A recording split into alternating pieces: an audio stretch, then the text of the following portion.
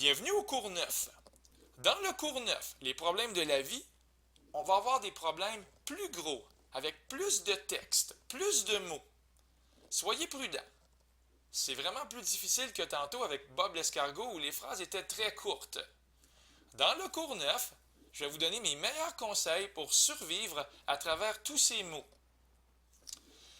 Première histoire, parce qu'il y en aura deux. Une histoire d'oiseaux, Gilles et Fernand, qui quittent un arbre au même moment pour faire une trajectoire parabolique dans le ciel. La hauteur initiale des oiseaux n'est pas la même, 36 mètres les séparent.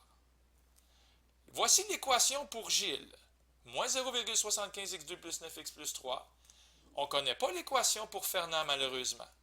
Mais ce qu'on sait, c'est que les sommets sont les mêmes. Ça veut dire que les oiseaux vont atteindre la même hauteur au même moment. Okay? Quand vous lisez une règle, il y a beaucoup de conseils que je vais vous donner et un des conseils c'est quoi x et c'est quoi g de x? Bien, très important, le temps et la hauteur en mètres, puis le temps lui était en secondes. Toutes ces choses-là doivent être bien réalisées. On veut savoir à la 9e seconde après le départ, ça va être quoi la différence de hauteur qui va séparer les oiseaux, Gilles et Fernand. Si vous pouvez, faites-vous une esquisse. Ce n'est pas un luxe. Êtes-vous certain là, de vouloir continuer la vidéo? Ça serait vraiment intelligent d'essayer de le faire seul avant. Le message est lancé. Voici mon esquisse. On a Gilles, G de X, et le fameux plus 3 qui est ici me donne tout un indice. Ça veut dire que la hauteur initiale va être de 3 mètres. Donc, Gilles, il commence vraiment pas très haut dans l'arbre, et ça va monter, et ça va descendre. Et j'ai le droit de faire cette parabole-là ici, avec l'ouverture vers le bas, parce que je le sais, le paramètre A, il est négatif. OK? Pour le sommet, OK? Le sommet, c'est vraiment crucial parce qu'on en parle. On en parle dans le texte. On dit que les oiseaux ont le même sommet. Les paraboles ont le même sommet. Alors, toujours regarder la parabole où on a le plus d'informations. OK? On ne peut pas vraiment travailler avec la bleue, mais la mauve, on a de l'information et c'est donc grâce à cette information-là, pour la parabole de Gilles, qu'on va trouver les coordonnées du sommet. Alors, un conseil parmi tant d'autres, je l'ai appelé conseil numéro 1, mais il me semble que j'en ai déjà donné quelques-uns des conseils depuis 2 minutes. Est-ce que tu as un sommet à trouver? J'espère que tu vas sauter sur l'occasion. Si tu as la règle, que ce soit sous forme générale ou canonique, ben, trouve ton sommet. Étant donné qu'ici on a la forme générale, ben, on va faire la petite formule h est égal à moins b sur 2a et k est égal à 4ac moins b2 sur 4a. Ne vous trompez pas. Ne vous trompez pas de grâce. Si vous n'avez pas 6,30, recommencez vos calculs. Parce que 6,30, ce sont les coordonnées du sommet pour Gilles et pour Fernand. Je vais écrire ici, c'est dommage parce qu'il va s'effacer dans quelques secondes, mais ici c'est 6,30. Et là, vous voyez que ma parabole bleue a maintenant un sens. Parce que si ça ici, c'était le point de départ pour Gilles 0,3, et que 36 mètres séparent les oiseaux, on va pouvoir ici trouver 0,39. OK? 3 plus 36, c'est 39. Et c'est logique que la parabole soit ouverte vers le haut.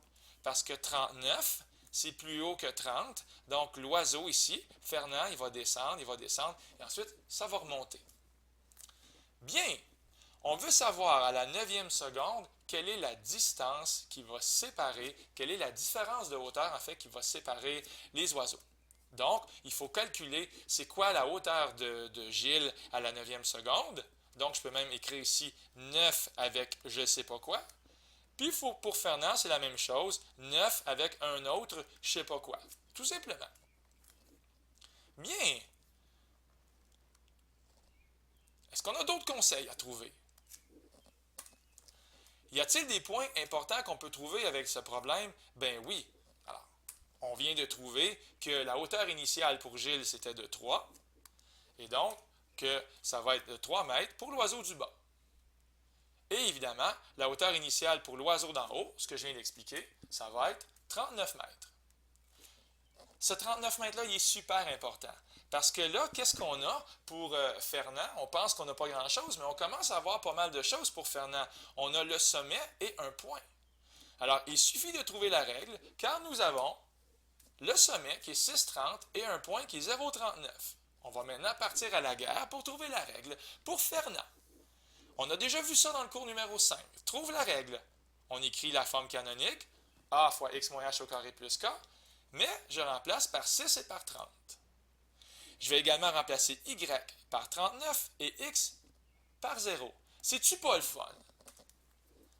Alors, 39 est égal à a fois 0 moins 6 au carré plus 30. Ça fait 36a plus 30. Ça fait 9 égale 36a. Je sais que je suis allé vite. Je vous invite toujours à faire pause. La valeur du paramètre a, c'est 1 quart ou 0,25. Écrivez votre règle. C'est super important. Vous devez la proclamer, comme si vous aviez un porte-voix. On la crie au monde entier. Elle va surtout vous servir à vous en passant. Alors, f de x, comme dans, avez-vous remarqué? F comme dans Fernand et G comme dans Gilles. Ah, il y a comme une petite logique là. F de x, 0,25 fois x moins 6 au carré plus 30. Alors, la conclusion est proche. Tout ce qu'il suffit de faire, c'est de calculer la hauteur après 9 secondes pour chaque oiseau.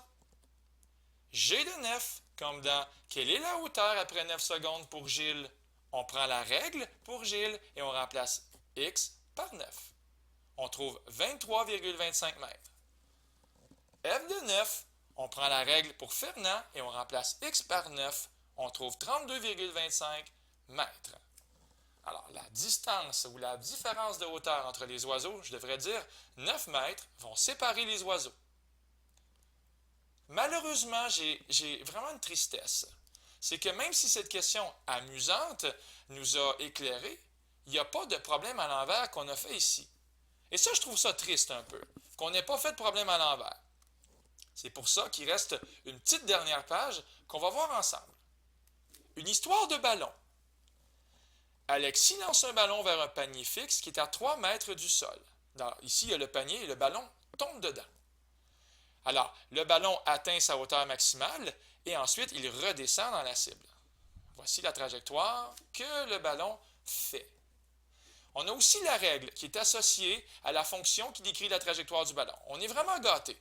Je vous donne la règle et je vous donne le dessin. Quoi de mieux? Si vous êtes un peu perspicace, vous voyez ici H et K. Parce que là, ce qu'on a devant nous, c'est la forme canonique. H qui vaut 5 et K qui vaut 3,45. On a les coordonnées du sommet. Est-ce que ça va servir? Peut-être, peut-être pas. Mais 5 et 3,45, c'est quoi? Est-ce que c'est des secondes? Est-ce que c'est des mètres? Ça vaut toujours la peine d'aller voir la petite phrase. X représente une distance horizontale. Donc 5, c'est des mètres et 3,45, c'est des mètres. Il n'y a pas de secondes. Il n'y a pas de secondes dans ce problème-là. On est avec des mètres et des mètres. Bon, Alexis, il est ici, il lance le ballon. 4,5 mètres, c'est même écrit ici, la distance horizontale entre Alexis et le panier est de 4,5 mètres. Alors, on commence par quoi dans ce problème-là? La question, la réponse, on va remplacer f de x par 3. Parce que je vous donne ici la hauteur finale, là où le ballon tombe dans le panier. Je vous donne le y qui vaut 3, et dans le fond, il va falloir trouver la valeur de x qui lui est associée. Certains élèves vont me demander pourquoi je ne peux pas remplacer x par 4,5. Pourquoi je ne peux pas faire un problème à l'endroit? Tout simplement parce que ça ne commence pas à l'origine. Ce 4,5 mètres, il commence ici et il se termine là. Donc, c'est un déplacement horizontal, mais malheureusement, ça ne commence pas au point 0,0. Tandis qu'ici, le 3 mètres, il s'en va vraiment rejoindre l'axe des x. Donc, c'est vraiment un 3 mètres. Je peux vraiment remplacer le y par 3 mètres. Alors, on y va. C'est parti! C'est parti, mon kiki! Conseil numéro 4. Y a-t-il des points importants à trouver? Oui. Problème à l'envers? Oui. On va remplacer f de x par 3. Alors, 3 est égal à moins 0,2 fois x moins 5 au carré plus 3,45. On a déjà vu ça, nous. Comment faire des problèmes à l'envers avec la forme canonique? Bien, on va soustraire 3,45 de chaque côté. C'est fait. On va diviser par moins 0,2 ici. Ça va être fait maintenant. Il va rester 2,25 est égal à x moins 5 au carré. On détruit l'exposant 2 avec la racine. On va avoir plus ou moins 1,5 est égal à x moins 5. Et finalement, on va trouver 3,5 et 6,5. Je vais tenter de mettre les choses au clair. Deux réponses, parce qu'il y a deux endroits où la hauteur du ballon est de 3 mètres. Il y a à 6,5 mètres, un déplacement horizontal depuis le début du plan cartésien, lorsque la valeur de x vaut 6,5, la valeur de y vaut 3. Il y a aussi une autre valeur qui est ici. Elle est alignée comme ça. Voilà. On peut bien comprendre que lorsque x vaut 3,5 mètres, bien y, il y a aussi la même réponse de 3. En faisant un peu d'algèbre, ça va être à toi de dire laquelle des deux que je veux. Est-ce que c'est avant le sommet ou après le sommet? Mais c'était bien écrit dans la question que le ballon, il atteint le sommet avant de retomber dans le panier. Donc, c'est vraiment la valeur 6,5 qui fait notre affaire. Tout ce qui reste à faire, étant donné qu'on a trouvé x qui valait 6,5 mètres, mais qu'il y a 4,5 qui sépare Alexis, je dirais 4,5 mètres horizontal, qui sépare Alexis du panier, bien, je vais faire 6,5 moins 4,5. Et ça va donner ceci.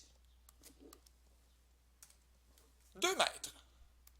Ça veut dire qu'à cet endroit-là précis où le ballon quitte les mains d'Alexis, x vaut 2. Et là, cette fois-ci, ça va être un problème à l'endroit pour trouver la valeur de y.